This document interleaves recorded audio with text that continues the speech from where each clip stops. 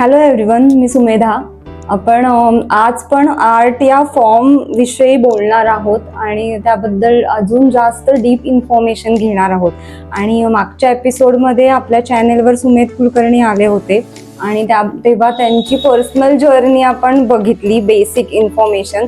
आणि आज ते आपल्याला आज थोडं अजून त्यामधलं डीप नॉलेज देणार आहे. तर मी आज त्यांना या प्रश्नापासून सुरुवात करते की आजच्या काळामध्ये म्हणा किंवा आत्ताच्या या यूथसाठी प्रत्येक स्कूलमध्ये किंवा शाळेमध्ये म्हणू, प्रत्येक कॉलेज स्कूल आर्ट रिलेटेड, तर एका कला शिक्षक ह्याची कितपत गरज आहे का, म्हणजे तेवढं त्याला डिमांड आहे का, किंवा त्याचा रोल काय असू शकतो तुमच्या विजननी? ओके, सगळ्यात महत्त्वाचा प्रश्न आहे हा आणि सगळ्या कला शिक्षकांना हा प्रश्न पडतो.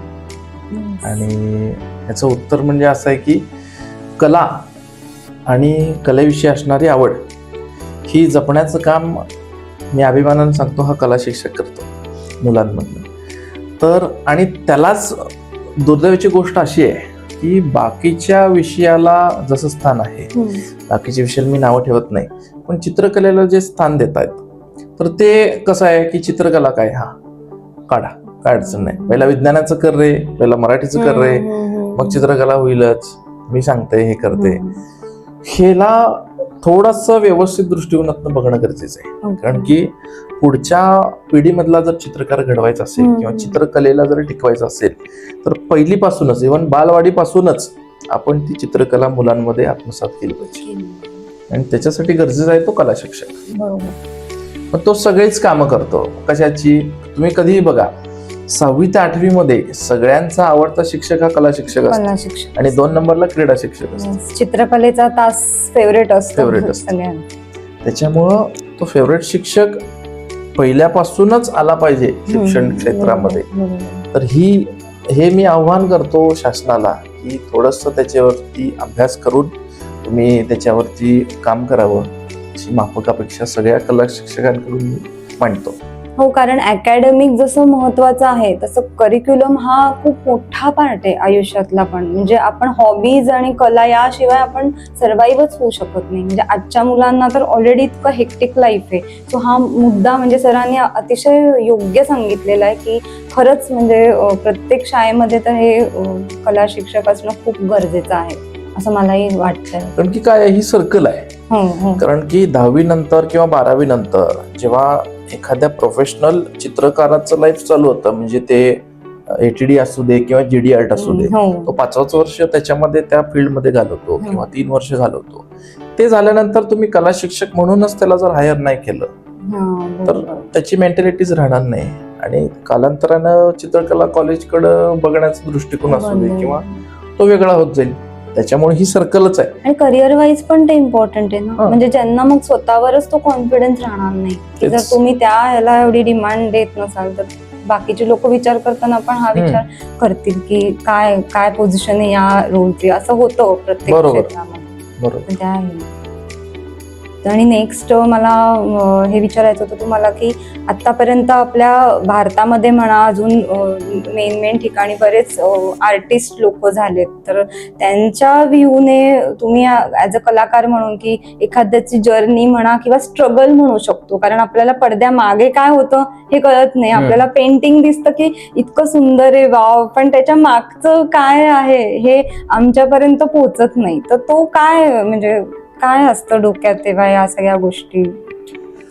2 चित्रकार मला आठवतात, तसे बरेच आहेत पण प्रकर्षणानं 2 चित्रकार नावांत. पहिलं म्हणजे MM हुसेन आणि दुसरे म्हणजे VS गायतोंडे आणि त्याच्यानंतर राजा रविवर्मा. असे 2-3 आर्टिस्ट आहेत. तर पहिलं म्हणजे MM हुसेन हा पंढरपूरचा.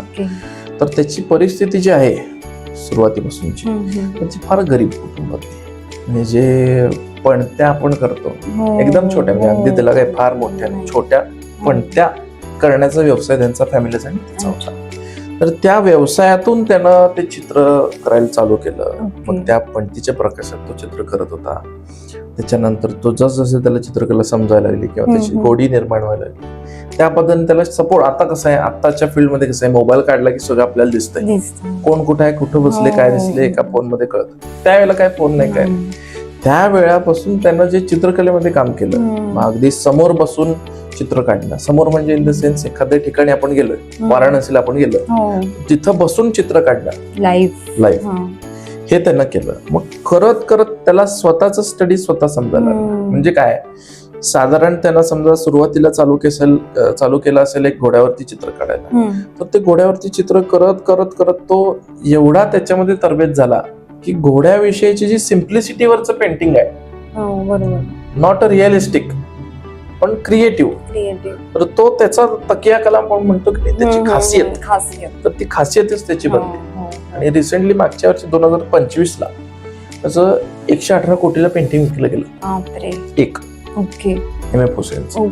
आणि त्याचे विशिष्ट म्हणजे 5 फुटाचा तो ब्रश वापरत होता, कायम त्याच्याजवळ 5 फुटाचा ब्रश असायचा. आणि चप्पल त्यांनी कधीच घातली नाही. म्हणजे का, सुरुवातीला माझी परिस्थिती बिना चप्पलीची म्हणजे गरीबाचीच होती, पण मला पैसे मिळायला लागले म्हणून मी फार हे झालो न करता जे आपलं डाऊन टू अर्थ जो आहे तोच त्याने कंटिन्यू ठेवला आणि त्या पद्धतीनेच त्यानं कार्यरत केलं. ही गोष्ट पण शिकण्यासारखी आहे. म्हणजे माणूस जेव्हा एका लेवलला पोहोचतो, म्हणतो ना उंची गाठतो, पण तेव्हा आपण आपले पाय हे कायम जमिनीवर असले पाहिजे. हे पहिलं उदाहरण झालं एम.एफ. हुसेनचं. हे रिअलिस्टिक 2 प्रकार आहेत त्याच्यात. रिअलिस्टिक म्हणजे जे पहिल्या भागात आपण स्वामींचं चित्र बघितलं किंवा जे आपण नॉर्मली चित्र बघतो, निसर्ग चित्र असू दे, हे रिअलिस्टिक म्हणजे आहे तसं पेंट करणं, रिअलिस्टिक. दुसरं मी जे नाव घेतलं ते V.S. गायतोंडे. ह्यांनी नॉन रिअलिस्टिक म्हणजे ऍबस्ट्रॅक्ट पेंटिंग, अमूर्त चित्र, याच्यामध्ये त्यांनी बघतो. त्याला पण खूप डिमांड आहे. अमूर्त चित्राचा उद्देश हाच असतो की समजा आता मानसोपचार तज्ञामध्ये थेरपी आहे, काउन्सिलर काय करतो, काउन्सिलिंगचं काम करतो, तर ह्याच्यामध्ये पण तीच थेरपी आहे. म्हणजे काय, समजा मला आज आनंद होतोय तर माझ्या पॅलेटमध्ये तसे स्वीट कलर निघतील. मला आज दुःख होते तर माझ्या त्याच्यामध्ये ते डल कलर किंवा ब्लॅकिश कलर असे निघतील. मला राग आलाय तर ते फोर्सफुली कलर निघतील. म्हणजे काय, आपल्या ज्या भावना आहेत तर त्या रंगांबरोबर कॅनव्हास वरती मांडणे म्हणजे अमूर्त चित्र. मग त्याच्यामध्ये V.S. गायतोंडेंनी काम केलं. तर V.S. गायतोंडेंचं पेंटिंग 67.8 कोटीला विकलं गेलं. अनटायटल होतं ते पेंटिंग, टायटल नव्हतं त्याला, आणि अमूर्त चित्र होतं ते, ऍबस्ट्रॅक्ट पेंटिंग. म्हणजे कसं आहे, 2 गोष्टी आहेत याच्यामध्ये पण, रिअलिस्टिक आणि नॉन रिअलिस्टिक. जसं तो चित्रकार आहे, ज्याची त्याची शैली आहे त्यानुसार तो काम करत असतो. ऍबस्ट्रॅक्ट मध्ये तुम्ही म्हणला तसं की एक्सप्रेशन ऑफ इमोशन्स, म्हणजे ते महत्वाचं आहे ना, की आपल्यामध्ये जे इमोशन्स असतात ते त्या पेंटिंग मध्ये उतरतात, असंच म्हणजे ह्याचंच ऍबस्ट्रॅक्ट. आणि एम.एफ. हुसेन बद्दल तर सगळ्यांना माहिती आहे. आणि तुम्ही राजा रवी वर्माचं पण बोलत होता. राजा रवी वर्माचं म्हणजे सांगायचं तर पूर्वीपासून जेव्हा देवी देवतांची चित्र नव्हती, ज्यानं सरस्वतीचं चित्र काढलं, सरस्वतीला प्रेझेंट केलं, म्हणजे सरस्वती नेमकी कशी दिसत होती हे ज्याने दाखवलं तो म्हणजे राजा रवी वर्मा. आणि त्याची एवढी ख्याती वाढली किंवा त्याची एवढी चित्रकला चांगली झाली किंवा तो एवढ्या मोठ्या लेवलला गेला, तिथल्या लोकांनीच त्याला राजा ही पदवी दिली, राजा रवी वर्मा. आणि त्यांचंच एक पेंटिंग 2026 ला हे बहुतेक आपल्याला इतिहासात होतं शाळेमध्ये, मला असं आठवतंय की यांच्याबद्दल की हे पौराणिक जे लोक आहेत, म्हणजे पौराणिक आपला जो इतिहास आहे, देवदेवता त्यांच्या रिलेटेड राजा रवी वर्मांचं नाव जोडलं जातं. कारण मी बहुतेक श्रीकृष्णाच्या रिलेटेड पण ऐकलंय की त्यांनी ते पहिली त्याला, म्हणजे आपण सगळे म्हणतो की कृष्ण किती सुंदर आहे दिसायला, तर त्यांनी ते रूपाला आणलं की तेच, म्हणजे मला ती मेमरी मला आता एकदम आठवली. कारण की काय त्याचं विशिष्ट काय होतं की इमॅजिनरी, एखाद्या मॉडेलला समोर बसवून त्याच्यामध्ये सरस्वतीचं रूप कसं क्रिएट करायचं हे त्यानं ते केलं. त्यामुळे तो उदयास आला आणि त्यामुळे त्याची ख्याती वाढली बरोबर. आणि 167.20 कोटीला त्याचा आता बापरे, काय म्हणजे आकडा. गेला. हो ना, खरं आहे. पण मग हे जे पेंटिंग असतात किंवा बेसिक लेवल पासून जे हायर लेवल पर्यंत, त्याचं मला एक विचारायचं होतं की क्रायटेरिया कशा प्रमाणात होतात की अमाऊंटचे, म्हणजे हे कशावर डिसाइड होतं की हे मुळात काय आहे की अनुभव महत्वाचा आहे. समजा आता मी अकॅडमिक इयरला आहे, म्हणजे मी शिकतोय ना, म्हणजे त्याचे काय जे पैलू आहेत किंवा ज्या बेसिक गोष्टी आहेत त्या मी शिकतोय.